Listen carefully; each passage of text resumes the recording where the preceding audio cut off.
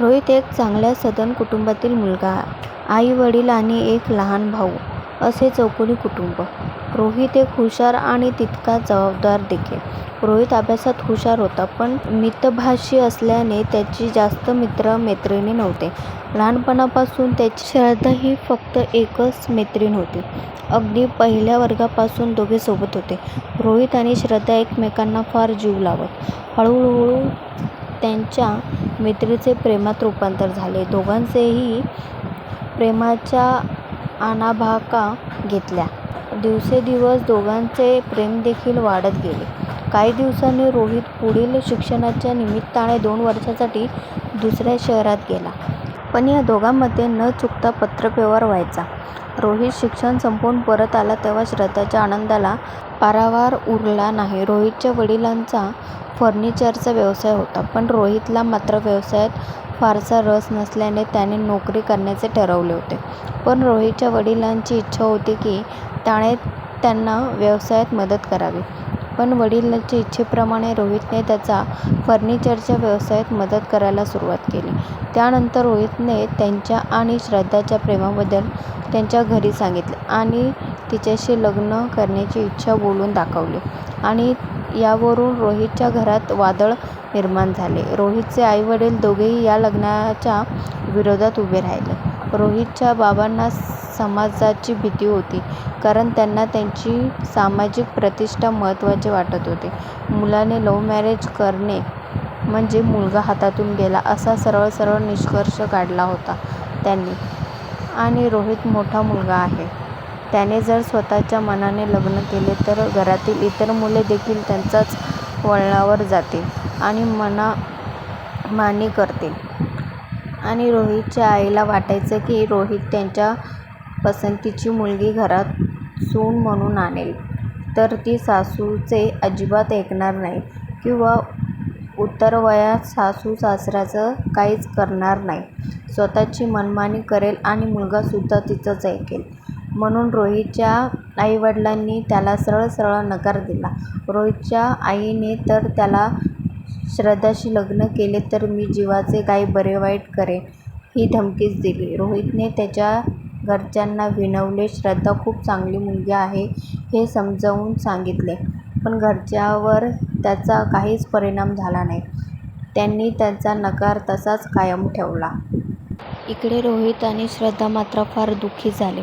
त्यांचे एकमेकांवर जीवापाड प्रेम होते आणि एकमेकांशिवाय जगण्याची तर कल्पनाच केली जात नव्हती. पण घरच्यांच्या विरोधात जाऊन त्यांची मने दुखवून त्यांना त्यांचा संसार मांडायचा नव्हता. श्रद्धाने दुःखी मनाने रोहितपासून वेगळे होण्याचा निर्णय घेतला आणि त्याला सांगितले, तुझे आई-वडील जे म्हणतील त्यांचं ऐक, कारण त्यांनी तुला जन्म दिलाय.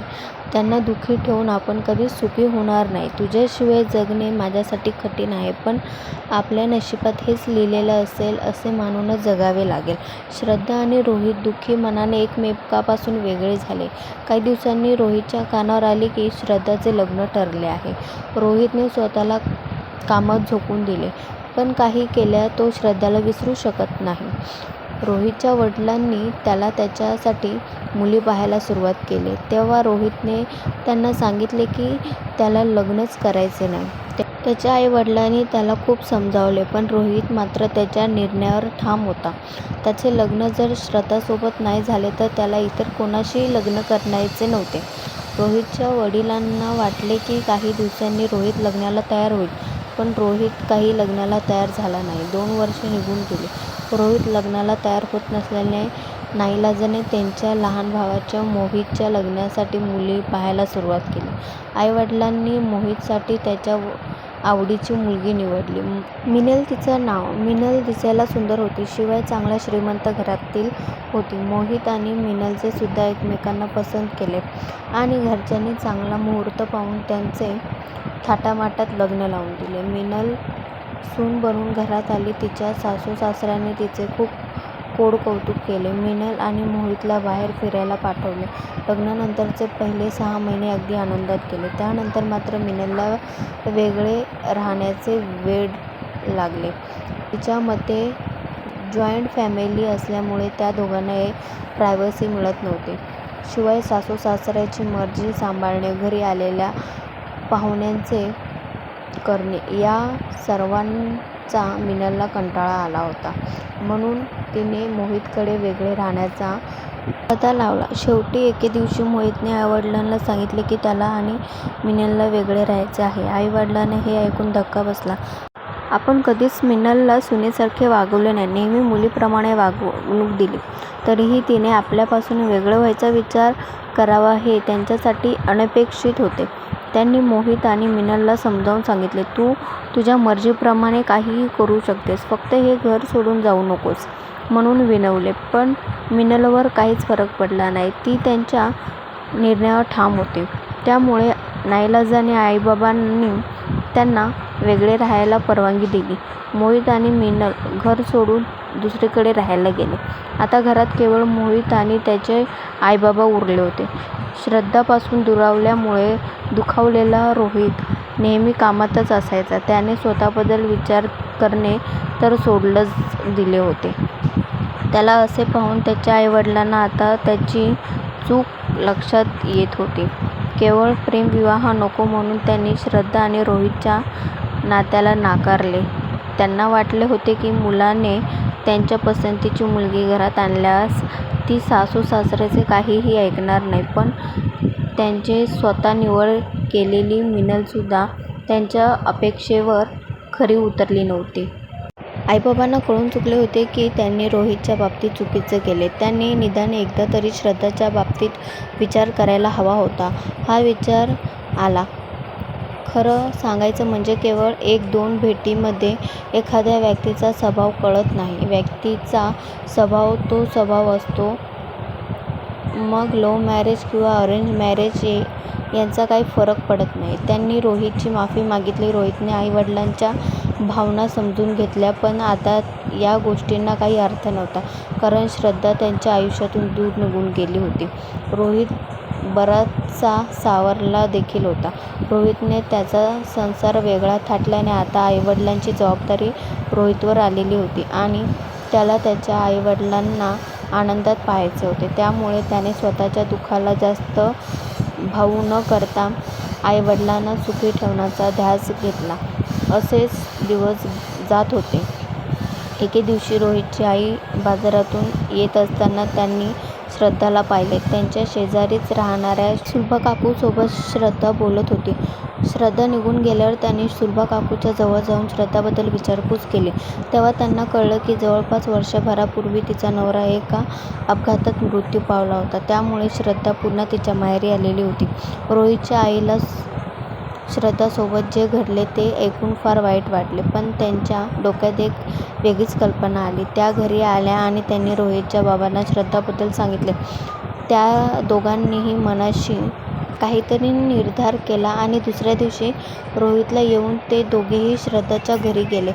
तितक्या दिवसानंतर रोहितला अचानक आपल्या घरी आलेली पाहून श्रद्धाला धक्काच बसला. पण त्यांच्यासोबत त्यांच्या आईवडिलांना पाहून ती लगेच सावरली आणि तिने त्या दोघांनाही बसायला सांगितले. श्रद्धाचे आईवडील आले तेव्हा रोहितने स्वतःची आणि त्यांच्या आईवडिलांची ओळख करून दिली.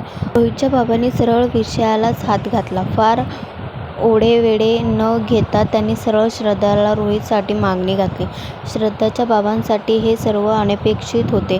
ते म्हणाले, तुमच्यापासून काय लपवायचे? आमची श्रद्धा विधवा आहे. लग्नाच्या अवघ्या 6 महिन्यानंतर आमचे जावई अपघातात गेले आणि तिला आम्ही माहेरी घेऊन आलो. आम्हाला हे सर्व माहिती आहे. तरीही आम्हाला श्रद्धाच आमची सून म्हणून हवी. रोहितचे बाबा म्हणाले, पण तुमच्या मुलाचे तर हे पहिलेच लग्न आहे. त्याला श्रद्धापेक्षा चांगली मुलगी मिळेल. तरीही श्रद्धाच्या वडिलांनी आपल्या मनातील शंका बोलून दाखवली. खरं तर हे आम्ही आधीच करायला पाहिजे होते. तेव्हा आमच्याकडून चूक झाली. पण आता नाही होणार. रोहितचे बाबा म्हणाले. नाही, श्रद्धाचे बाबा म्हणाले. श्रद्धा आणि रोहितचे एकमेकावर प्रेम होते. रोहितने जेव्हा तिच्याशी लग्न करायची इच्छा बोलून दाखवली तेव्हा मात्र आम्ही नकार दिला, कारण आमचा प्रेमविवाह करायला नकार होता. पण देवाच्या मनात काहीतरी वेगळेच होते. लग्नाच्या गाठी स्वर्गातच तयार होतात हेच खरे. असो, तेव्हा नाही झाले तर नाही, पण आता यात उशीर नको. रोहितचे बाबा: आम्हाला याविषयी काहीही माहिती नव्हते, पण तुम्ही मोठ्या मनाने श्रद्धाचा स्वीकार करायला तयार आहात तर आम्हाला आनंदच होईल. शिवाय आम्हालासुद्धा तिच्या भविष्याची काळजी आहेच. श्रद्धाचा होकार असेल तर आम्ही तयार आहोत. एवढे बोलून श्रद्धाच्या वडिलांनी श्रद्धाकडे पाहिले. श्रद्धाच्या डोळ्यात अश्रू दाटून आले होते. जे प्रेम परिस्थितीमुळे तिच्यापासून हिरावले होते, ते आज असे अनपेक्षितपणे तिच्या आयुष्यात पुन्हा आले होते. पण या 2 वर्षात तिने खूप काही सोसले होते.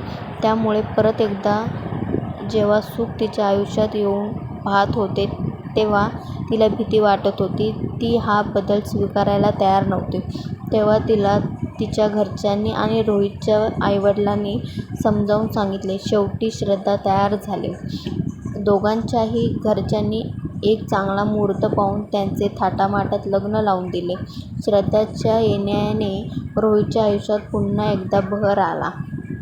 रोहित आणि श्रद्धाला आनंदात पाहून त्यांचे आईवडील देखील आनंदले. लग्नाच्या गाठी या स्वर्गातच तयार होतात असे म्हणत रोहित आणि श्रद्धाच्या प्रेमकहाणीमध्ये त्यांचा प्रत्यय देखील आला. ही गोष्ट सत्य घटनेपासून प्रेरित आहे. फक्त पात्रताची नावे बदलली आहेत. आज श्रद्धा आणि रोहितच्या संसाराला 15 वर्ष पूर्ण झाली आहेत आणि ते दोघेही आनंदात आहेत.